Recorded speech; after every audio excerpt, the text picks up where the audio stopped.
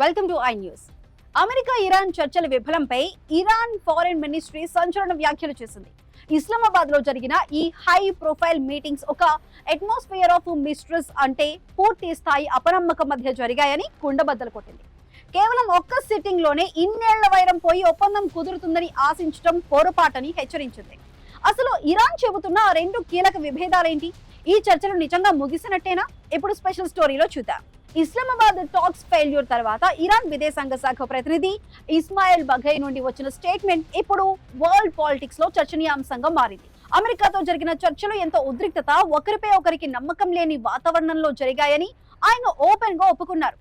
ఒకవైపు JD Vance మా conditions వారు ఒప్పుకోలేదు అని చెబుతుంటే, ఇరాన్ మాత్రం ఒక్క మీటింగ్ లోనే డీల్ సెట్ అయిపోతుందా అని ఎదురుదాడి చేస్తోంది. అయితే ఈ వాడి వేడి చర్చల మధ్య కూడా కొన్ని సిల్వర్ లైనింగ్స్ ఉన్నాయని ఇరాన్ వెల్లడించింది. అవును, ఈ చర్చల్లో కొన్ని ఇష్యూస్ పై ఇరు దేశాలు ఒక అండర్స్టాండింగ్ కు వచ్చాయి. కానీ రెండు మేజర్ పాయింట్స్ దగ్గర మాత్రం చర్చలు డెడ్ లాక్ అయ్యాయి. అందులో మొదటిది న్యూక్లియర్ ఇష్యూ.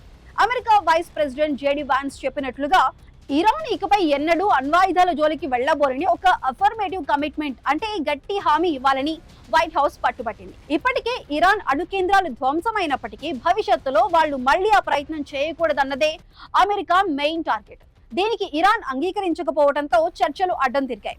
ఇక రెండో కీలక పాయింట్ హార్మోజ్ జలసంధి. ప్రపంచ చమురు రవాణాకు అత్యంత కీలకమైన ఈ మార్గాన్ని కండిషన్స్ లేకుండా ఓపెన్ చేయాలని, అక్కడ ఇరాన్ మోహరించిన మైన్లను తక్షణమే తొలగించాలని అమెరికా డిమాండ్ చేసింది. దీనిపై కూడా ఇరు దేశాల మధ్య ఏకాభిప్రాయం కుదరలేదు. అయితే ఇరాన్ ఒక హింట్ ఇచ్చింది. అదేమిటంటే, ఈ చర్చలు ఇంకా ముగిసిపోలేదు. పాకిస్తాన్ ఇతర రీజనల్ ఫ్రెండ్స్ తో కలిసి తదుపరి చర్చల కోసం సంప్రదింపులు జరుపుతామంటూ కూడా ఇరాన్ తెలిపింది. అంటే ఏప్రిల్ 22 డెడ్ లైన్ లోపు మరో రౌండ్ చర్చలు జరిగే ఛాన్స్ ఉంది. కానీ అమెరికా వైపు నుంచి మాత్రం వార్నింగ్ బెల్స్ వినిపిస్తున్నాయి.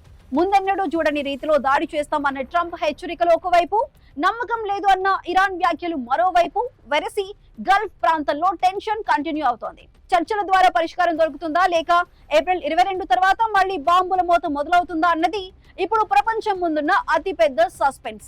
అయితే ఇరాన్ చెబుతున్న ఆ అట్మాస్ఫియర్ ఆఫ్ మిస్ట్రస్ట్ వీడి శాంతి వాతావరణం నెలకొంటుందో లేదో వేచి చూడాలి.